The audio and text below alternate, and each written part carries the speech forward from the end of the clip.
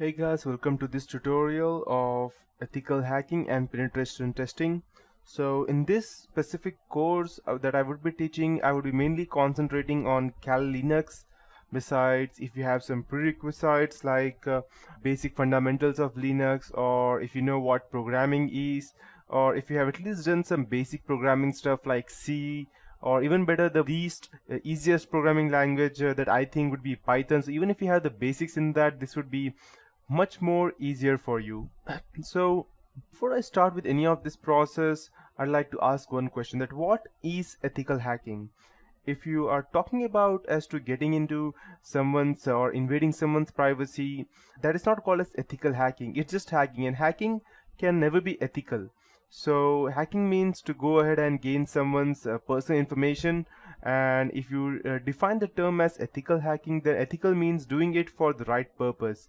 But when you are going ahead and invading someone's privacy, that cannot be considered as ethical, no matter what good you are trying to do. So at that point of time, there was a time when there were a lot of people computer in 1990s, and the computers were just came into existence. The Google just came into existence. People did not knew much about using computers, and there were people who used to run programs, and there were con artists who used to call people, gather information about their computers or bank accounts over the phone.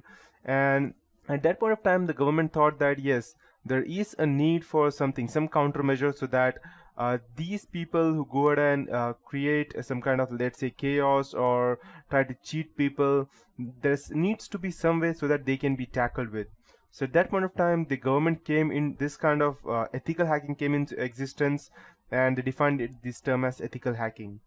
So to start with, uh, just before I proceed, let me tell you that ethical hacking is not only necessary for, let's say, for your studies, or to go ahead and get some, let's say, to get a job in a company. If you're just doing this for getting a job in a company, then let me tell you that it's not that easy.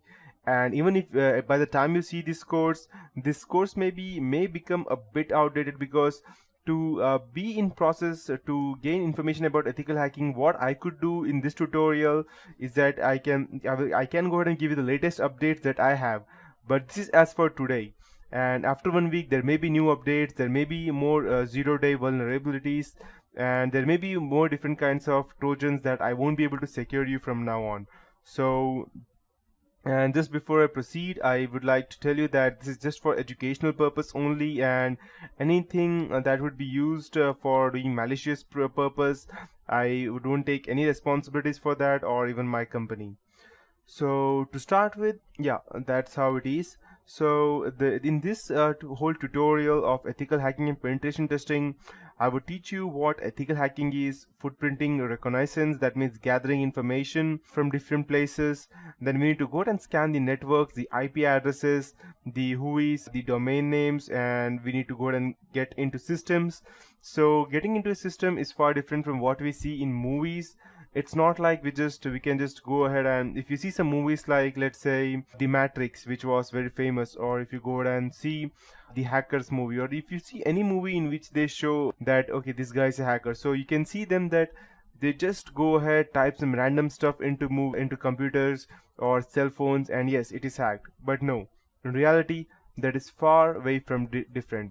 It's not that interesting that you just go and get some terminals like this, the one I have on my screen, and you just go ahead and type in some stuff, and yes, you can go to hack. No, it does not work like that.